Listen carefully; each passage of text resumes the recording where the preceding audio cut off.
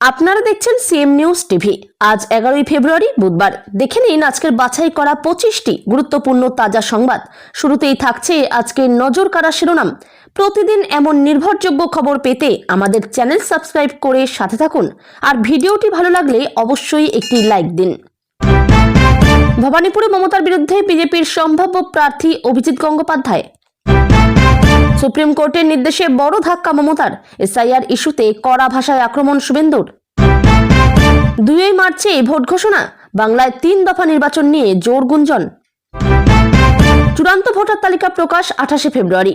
Supreme কোর্টের নির্দেশ মেনে নতুন সময়সূচি। মুর্শিদাবাদের এসপি সুপারি কিলার নিয়োগ করেছে, আমাকে মারার ছক। বিস্ফোরক অভিযোগ হুমায়ুন কবিরের। আরজিকর দুর্নীতি মামলায় আত্মসমর্পণ করতে আদালতে আক্তার আলী। এবার বিজেপির রাজ্যসভার প্রার্থী মিঠুন চক্রবর্তী গেরুয়া শিবিরেই টানা পড়েন। এসআইআরে বাংলাদেশি নাগরিকদের রমরমা অভিযোগ, তালিকায় 200 জনের বাবার নাম মাত্র 2 জন।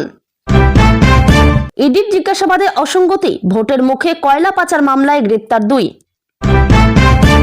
কমিশনের নির্দেশিকা লঙ্ঘনের অভিযোগ, ইআরও নিয়োগ নিয়ে রাজ্যকে তুলোধনা শুভেন্দুর। 15ই ফেব্রুয়ারির মধ্যেই পুলিশের অদল বদল সারতে হবে, স্বরাষ্ট্র সচিবকে চিঠি সিইও দপ্তরের। মাধ্যমিকের প্রশ্ন ধরে উত্তর বলে দিলেন তৃণমূল নেতা, কি ব্যবস্থা নিল পর্ষদ? স্পিকার ওম বিড়লার বিরুদ্ধে অনাস্থা প্রস্তাবে কংগ্রেসের পাশে নেই টিএমসি, সময় চাইলেন অভিষেক। দ্বিতীয় দিনে হুমায়ুনের বেআইয়ের 8 কোটির সম্পত্তি সিল, বাজেয়াপ্ত 18 কোটি। তৃণমূল 100-র নিচে নেমে যাবে, 26-এর ভোট নিয়ে আত্মবিশ্বাসী শুভেন্দু। ভাতার টাকা পকেটে নিয়েই ভোট দিতে যাবেন যুবরা, মমতার চাল নিয়ে জল্পনা। মুর্শিদাবাদে জমি দখল ঘিরে রক্তক্ষয়ী সংঘর্ষ, পুলিশের সামনেই হাসুয়ার কোপ। নির্বাচনের আগেই বড় জয়, কলকাতার লক্ষ্মীর ভাণ্ডারে আরও 1.25 লক্ষ সংযোজন। ভোটার তালিকা সংশোধনের নতুন সময়সীমা, আগামী সপ্তাহেই শুনানি শেষের নির্দেশ কমিশনের। অসমের ভোটার তালিকা থেকে 2.4 লাখের বেশি নাম বাদ। প্রার্থী তালিকা প্রকাশের আগেই যাদবপুরে বিজেপির কোন্দল, বহিরাগত প্রার্থী মানব না পোস্টার। বাংলা দখলে দিল্লিতে বিজেপির মাস্টার প্ল্যান, শুভেন্দু শ্রমিকদের কড়া টাস্ক। ভূমিহীন চাষিদের জন্য ভাতা ঘোষণা, এপ্রিল থেকেই ক্ষেত মজুরদের পাশে রাজ্য। মার্চের শুরুতেই রাজ্যে আসছে নির্বাচন কমিশনের উচ্চ পর্যায়ের প্রতিনিধি দল। বাজেটে বাংলার বঞ্চনা ইস্যুতে কেন্দ্রকে তুলোধনা অভিষেক বন্দ্যোপাধ্যায়ের। বড় ঘোষণা মুখ্যমন্ত্রীর, এপ্রিল থেকে মাসে 1500 টাকা বেকারদের জন্য। ভোটের আগে নিজের জেলায় 3 বছর কর্মরত অফিসারদের বদলের নির্দেশ, মুচলেকাও নেবে কমিশন। সুপ্রিম কোর্টে ফের ঝুলে রইল আইপ্যাক মামলার ভাগ্য, শুনানির দিনেও মিলল না সমাধান। এতক্ষণ শুনছিলেন সংবাদ শিরোনাম, এবার আসছি বিস্তারিত খবরে। ভবানীপুরে মমতার বিরুদ্ধে বিজেপির সম্ভাব্য প্রার্থী অভিজিৎ গঙ্গোপাধ্যায়। কলকাতার রাজনৈতিক মানচিত্রে ভবানীপুর বরাবরই একটি অত্যন্ত গুরুত্বপূর্ণ কেন্দ্র। এই আসন থেকেই বহুবার জয়ী হয়ে মুখ্যমন্ত্রী মমতা বন্দ্যোপাধ্যায় তার রাজনৈতিক শক্ত অবস্থান প্রমাণ করেছেন। কিন্তু আসন্ন বিধানসভা নির্বাচনকে সামনে রেখে এই কেন্দ্রে বড় চমক দিতে পারে বিজেপি। রাজনৈতিক মহলে জোর জল্পনা, প্রাক্তন বিচারপতি ও বর্তমানে বিজেপির সক্রিয় মুখ অভিজিৎ গঙ্গোপাধ্যায়কে ভবানীপুরে প্রার্থী করা হতে পারে। অভিজিৎ গঙ্গোপাধ্যায় দীর্ঘদিন কলকাতা হাইকোর্টের বিচারপতি হিসেবে দায়িত্ব পালন করেছেন। বিচারক থাকাকালীন একাধিক গুরুত্বপূর্ণ ও আলোচিত মামলার রায়ের কারণে তিনি জনসমক্ষে বিশেষভাবে পরিচিত হন। পরে বিচারপতির পদ থেকে ইস্তফা দিয়ে সক্রিয় রাজনীতিতে যোগ দেন। বিজেপিতে যোগ দেওয়ার পর থেকেই তিনি রাজ্যের শাসক দলের বিরুদ্ধে দুর্নীতি ও প্রশাসনিক স্বচ্ছতা নিয়ে সরব ছিলেন। ফলে তাকে বিজেপির এক লড়াকু মুখ হিসেবেই তুলে ধরা হচ্ছে। রাজনৈতিক বিশ্লেষকদের মতে ভবানীপুরের মতো হাই প্রোফাইল কেন্দ্রে বিজেপি এমন একজন প্রার্থী খুঁজছে, যিনি শুধু সংগঠনের প্রার্থী নন, বরং জনমানসে পরিচিত ও প্রভাবশালী। সেই জায়গা থেকেই অভিজিৎ গঙ্গোপাধ্যায়ের নাম সামনে আসছে। যদিও দল এখনো আনুষ্ঠানিকভাবে কিছু ঘোষণা করেনি, তবুও তার নাম ঘিরে আলোচনা দ্রুত বাড়ছে। অন্যদিকে মমতা বন্দ্যোপাধ্যায় নিজেও এই কেন্দ্রকে নিজের রাজনৈতিক ঘাঁটি হিসেবে ধরে রাখতে বদ্ধপরিকর। তৃণমূল কংগ্রেসের সংগঠন ভবানীপুরে অত্যন্ত শক্তিশালী এবং দলের কর্মীরা ইতিমধ্যেই সম্ভাব্য নির্বাচনী লড়াইয়ের প্রস্তুতি নিতে শুরু করেছেন। তৃণমূল নেতৃত্বের বক্তব্য, ভবানীপুরে মমতার জনভিত্তি এতটাই দৃঢ় যে যেই প্রার্থী আসুক লড়াই সহজ হবে না। এই সম্ভাব্য লড়াই শুধুমাত্র একটি বিধানসভা কেন্দ্রের লড়াই নয়, বরং তা প্রতীকী গুরুত্ব বহন করে। কারণ মুখ্যমন্ত্রীর নিজস্ব আসনে বিরোধী দলের শক্ত প্রার্থী নামানো মানে সরাসরি রাজনৈতিক চ্যালেঞ্জ ছুড়ে দেওয়া। বিজেপি চাইছে এই কেন্দ্রকে ব্যবহার করে রাজ্য রাজনীতিতে বড় বার্তা দিতে। তারা আর শুধু প্রান্তিক লড়াইয়ে নেই, সরাসরি শীর্ষ নেতৃত্বকেও চ্যালেঞ্জ জানাতে প্রস্তুত। অভিজিৎ গঙ্গোপাধ্যায়ের জন্য এটি হবে বড় রাজনৈতিক পরীক্ষা। বিচার ব্যবস্থা থেকে রাজনীতিতে আসার পর প্রশাসনিক অভিজ্ঞতা ও আইনি জ্ঞানকে তিনি কতটা জনসমর্থনে রূপান্তর করতে পারেন সেটাই দেখার। ভবানীপুরের সম্ভাব্য এই মহারণ তাই আগামী দিনে রাজ্যের রাজনৈতিক আলোচনার কেন্দ্রবিন্দুতে থাকবেই।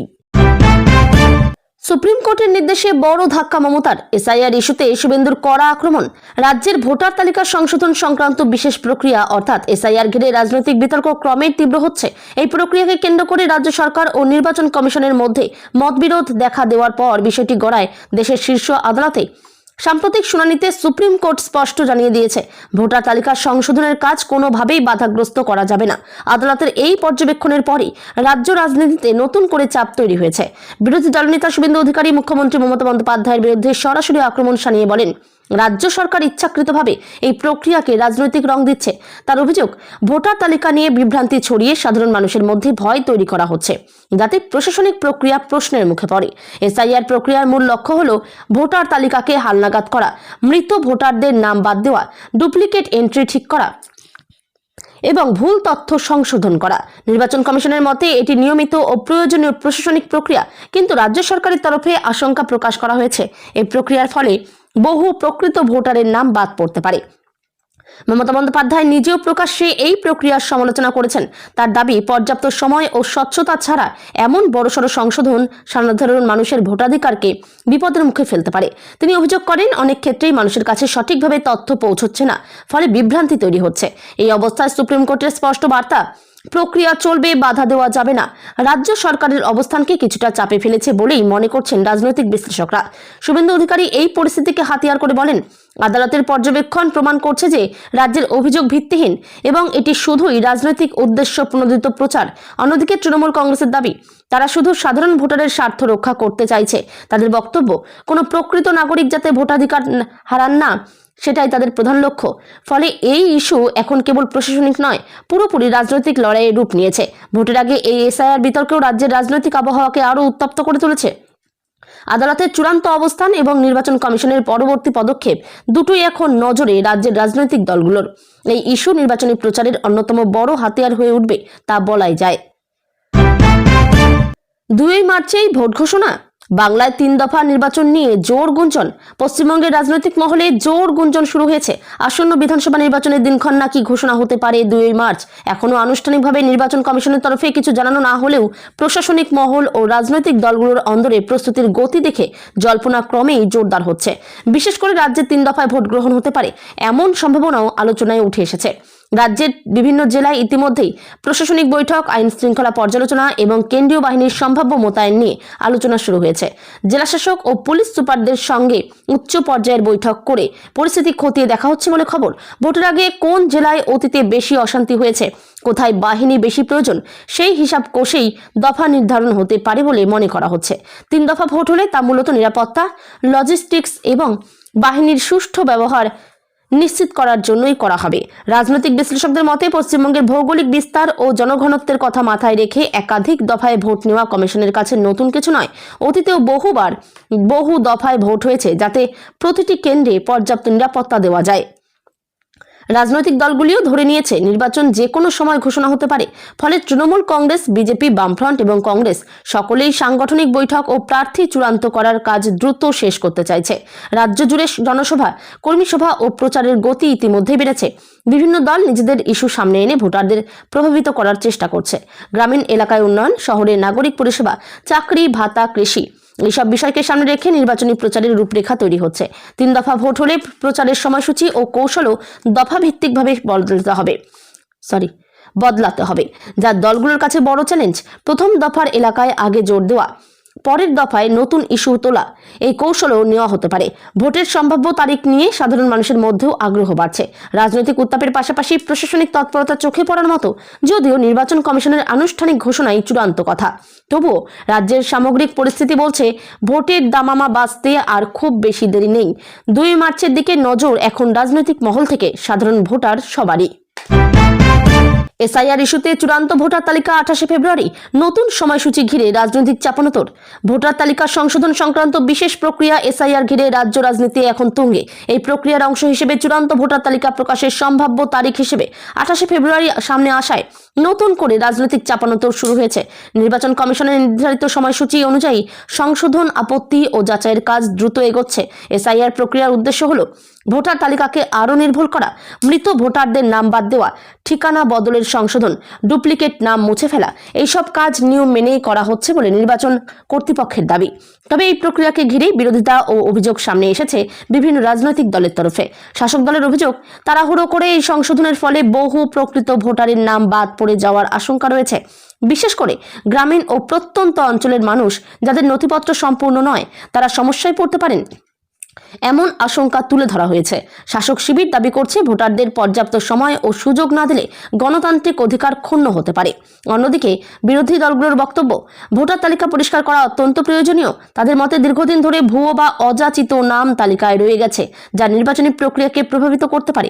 তাই নিয়ম মেনে দ্রুত সংশোধন করাই উচিত। এই অবস্থান থেকেই তারা এসআইআর প্রক্রিয়ার পক্ষে সওয়াল করছে। নতুন সময়সূচি ঘোষণার পর প্রশাসনিক তৎপরতা আরও বেড়েছে। বুথ লেভেল অফিসারদের মাধ্যমে বাড়ি বাড়ি যাচাই, দাবি আপত্তি শোনার ক্যাম্প, নথি যাচাই সব মিলিয়ে জোর কদমে কাজ চলছে। 28 ফেব্রুয়ারির মধ্যে চূড়ান্ত তালিকা প্রকাশের লক্ষ্য ধরেই সমস্ত স্তরে কাজ এগোচ্ছে বলে জানা যাচ্ছে। এই ইস্যু আদালত পর্যন্ত গড়ানোয় বিষয়টি আরও সংবেদনশীল হয়ে উঠেছে। আদালতের পর্যবেক্ষণ ছিল প্রক্রিয়া যেন আইন মেনে ও স্বচ্ছভাবে সম্পন্ন হয় এবং কোনো নাগরিকের ন্যায্য অধিকার যেন ক্ষুণ্ণ না হয়। ফলে নির্বাচন কমিশনও সতর্কভাবে প্রতিটি ধাপ এগোচ্ছে। ভোটের আগে ভোটার তালিকায় হয়ে উঠেছে বড় রাজনৈতিক অস্ত্র। কোন দল কতটা সংগঠিতভাবে নিজেদের সমর্থকদের নাম নিশ্চিত করতে পারছে, কে কত অভিযোগ তুলছে, সবকিছুই নির্বাচনের ফলাফলে প্রভাব ফেলতে পারে বলে মনে করা হচ্ছে। 28 ফেব্রুয়ারি প্রকাশিত চূড়ান্ত তালিকার দিকে এখন তাকিয়ে রাজ্যের সব রাজনৈতিক দল, কারণ সেখান থেকেই শুরু হবে ভোটের শেষ লড়াইয়ের। আমাকে মারার ছক, মুর্শিদাবাদের এসপির বিরুদ্ধে বিস্ফোরক অভিযোগ হুমায়ুন কবিরের। মুর্শিদাবাদের রাজনীতিতে হঠাৎ করেই তীব্র চাঞ্চল্য ছড়িয়েছে এক বিস্ফোরক অভিযোগ ঘিরে। প্রাক্তন পুলিশ আধিকারিক ও বর্তমানে রাজনৈতিকভাবে সক্রিয় হুমায়ুন কবির প্রকাশ্যে দাবি করেছেন জেলার পুলিশ সুপারের বিরুদ্ধে তার প্রাণনাশের ষড়যন্ত্রের অভিযোগ রয়েছে। তার কথায় তাকে সরিয়ে দেওয়ার পরিকল্পনা করা হয়েছে এবং সেই কারণেই তিনি নিজের নিরাপত্তা নিয়ে আশঙ্কিত। এই অভিযোগ প্রকাশ্যে আসতে রাজনৈতিক মহলে তীব্র প্রতিক্রিয়া শুরু হয়েছে। হুমায়ুন কবির দাবি করেন তিনি সাম্প্রতিক সময়ে জেলার বিভিন্ন প্রশাসনিক ও রাজনৈতিক বিষয় নিয়ে সরব ছিলেন এবং সেই কারণেই তাকে লক্ষ্যবস্তু করা হয়েছে। তিনি আরও বলেন তার কাছে এমন কিছু তথ্য রয়েছে যা প্রকাশ্যে এলে বহু প্রভাবশালী ব্যক্তি অস্বস্তিতে পড়বেন। পুলিশ প্রশাসনের তরফে অবশ্য এই অভিযোগ পুরোপুরি অস্বীকার করা হয়েছে। জেলা পুলিশের পক্ষ থেকে জানানো হয়েছে এই ধরনের অভিযোগ সম্পূর্ণ ভিত্তিহীন এবং আইন শৃঙ্খলা রক্ষাকারী বাহিনীর ভাবমূর্তি নষ্ট করার চেষ্টা ছাড়া আর কিছু নয়। প্রশাসনের দাবি, কেউ যদি নিরাপত্তা সংক্রান্ত আশঙ্কা প্রকাশ করেন তাহলে আইন অনুযায়ী ব্যবস্থা নেওয়া হবে, কিন্তু প্রমাণ ছাড়া এমন গুরুতর অভিযোগ দায়িত্বজ্ঞানহীন। ঘটনাকে কেন্দ্র করে রাজনৈতিক চাপানোতরও শুরু হয়েছে। বিরোধী শিবির এই অভিযোগকে হাতিয়ার করে রাজ্যের আইন শৃঙ্খলা পরিস্থিতি নিয়ে প্রশ্ন তুলেছে। তাদের বক্তব্য, যদি একজন প্রাক্তন পুলিশ আধিকারিকও নিজের নিরাপত্তা নিয়ে আশঙ্কা করেন, যদি একজন প্রাক্তন পুলিশ আধিকারিকও নিজের নিরাপত্তা নিয়ে আশঙ্কা করেন তাহলে সাধারণ মানুষের নিরাপত্তা কোথায়? অন্যদিকে শাসক দলের দাবি, এই অভিযোগ সম্পূর্ণ রাজনৈতিক উদ্দেশ্য প্রণোদিত এবং ভোটের আগে অস্থিরতা তৈরি করার চেষ্টা। মুর্শিদাবাদ জেলা অতীতে বিভিন্ন কারণে রাজনৈতিকভাবে স্পর্শকাতর বলে পরিচিত। সেখানে প্রশাসন ও রাজনীতির সম্পর্ক নিয়ে মাঝে মধ্যেই বিতর্ক তৈরি হয়েছে। ফলে এই নতুন অভিযোগ সেই পুরনো বিতর্ককে আরও উস্কে দিয়েছে। স্থানীয় স্তরে সাধারণ মানুষের মধ্যেও কৌতূহল ও উদ্বেগ দেখা দিয়েছে। আইন বিশেষজ্ঞদের মতে এই ধরনের অভিযোগ অত্যন্ত গুরুতর এবং তা প্রমাণ সাপেক্ষ। যদি অভিযোগকারী আনুষ্ঠানিকভাবে লিখিত অভিযোগ দাখিল করেন তাহলে তদন্ত প্রক্রিয়া শুরু হতে পারে। অন্যদিকে মিথ্যা অভিযোগ প্রমাণিত হলে আইনত তারও পরিণতি রয়েছে। সব মিলিয়ে হুমায়ুন কবিরের এই বিস্ফোরক দাবি এখন রাজনৈতিক ও প্রশাসনিক দুই মহলেই আলোচনার কেন্দ্রে। অভিযোগের সত্যতা যাচাই ও পরবর্তী পদক্ষেপ কি হয় সেদিকেই এখন নজর রাজ্য রাজনীতির। আরজিকর দুর্নীতি মামলায় আদালতে আত্মসমর্পণ আক্তার আলীর। তদন্তে নতুন মোড়। বহুল আলোচিত আরজিকর সংক্রান্ত দুর্নীতি মামলায় নতুন মোড় এলো অভিযুক্ত আক্তার আলীর আদালতে আত্মসমর্পণের মাধ্যমে। দীর্ঘদিন ধরেই তদন্তকারী সংস্থার নজরে ছিলেন তিনি। অবশেষে আদালতে হাজির হয়ে আত্মসমর্পণ করায় তদন্ত প্রক্রিয়া নতুন গতি পেতে পারে বলে মনে করছেন আইনজীবী ও পর্যবেক্ষকরা। এই মামলাটি মূলত আর্থিক অনিয়ম ও প্রশাসনিক দুর্নীতির অভিযোগকে ঘিরে। অভিযোগ, সরকারি প্রকল্প ও সংশ্লিষ্ট খাতে বিপুল অঙ্কের টাকা লেনদেনে অনিয়ম হয়েছে। তদন্তে ইতিমধ্যেই একাধিক নথি, আর্থিক লেনদেনের তথ্য এবং সংশ্লিষ্ট ব্যক্তিদের জিজ্ঞাসাবাদ করা হয়েছে। সেই সূত্রেই আক্তার আলীর নাম উঠে আসে বলে জানা যায়। আত্মসমর্পণের পর তাকে আদালতে তোলা হলে বিচারক তদন্তের স্বার্থে হেফাজত সংক্রান্ত নির্দেশ দিতে পারেন। তদন্তকারী সংস্থার পক্ষ থেকে দাবি, এই মামলায় আরও কিছু গুরুত্বপূর্ণ তথ্য জানার জন্য অভিযুক্তকে জিজ্ঞাসাবাদ করা প্রয়োজন। বিশেষ করে আর্থিক লেনদেনের উৎস, কারা কারা যুক্ত ছিলেন এবং টাকা কোথায় গিয়েছে, এই প্রশ্নগুলোর উত্তর খুঁজছে তদন্তকারীরা। অন্যদিকে আক্তার আলীর আইনজীবীর দাবি, তার মক্কেল নির্দোষ এবং আইনকে সম্মান জানাতেই তিনি আত্মসমর্পণ করেছেন। তিনি তদন্তে পূর্ণ সহযোগিতা করবেন বলেও জানানো হয়েছে। আদালতে জামিনের আবেদন করা হবে কিনা সে বিষয়েও আইনি কৌশল ঠিক করা হচ্ছে। এই মামলাকে ঘিরে রাজনৈতিক মহলেও তীব্র প্রতিক্রিয়া দেখা দিয়েছে। বিরোধী দলগুলোর দাবি, এটি বৃহত্তর দুর্নীতির চক্রের অংশ এবং সম্পূর্ণ নিরপেক্ষ তদন্ত প্রয়োজন। শাসক দলের তরফে পাল্টা বলা হচ্ছে, আইন তার নিজস্ব পথে চলবে এবং কেউ দোষী হলে শাস্তি পেতেই হবে। কিন্তু রাজনৈতিক উদ্দেশ্যে মামলাকে ব্যবহার করা উচিত নয়। দুর্নীতির অভিযোগে জনমানসে আগেই অসন্তোষ তৈরি হয়েছিল, তার মধ্যেই নতুন করে আত্মসমর্পণের ঘটনা মামলাটিকে আবার শিরোনামে নিয়ে এসেছে। তদন্তের পরবর্তী ধাপ, জেরা এবং সম্ভাব্য নতুন তথ্য সব মিলিয়ে এই মামলা এখন আরও গুরুত্বপূর্ণ হয়ে উঠেছে। আইনজীবীদের মতে, আত্মসমর্পণ মানেই দোষ স্বীকার নয়, বরং আইনি প্রক্রিয়ার অংশ। তবে এই পদক্ষেপের ফলে তদন্তের যে নতুন তথ্য সামনে আসতে পারে তা মামলার গতিপথ নির্ধারণে বড় ভূমিকা নেবে। ফলে আগামী কয়েকদিন এই মামলার অগ্রগতি নিয়েই নজর থাকবে রাজ্য রাজনীতির অন্দরমহল থেকে সাধারণ মানুষের। এবার বিজেপির রাজ্যসভার প্রার্থী মিঠুন চক্রবর্তী গেরুয়া শিবিরেই টানাপোড়েন। বৃহত্তর রাজনৈতিক মহলে সম্প্রতি একটি বড় গুঞ্জন শুরু হয়েছে।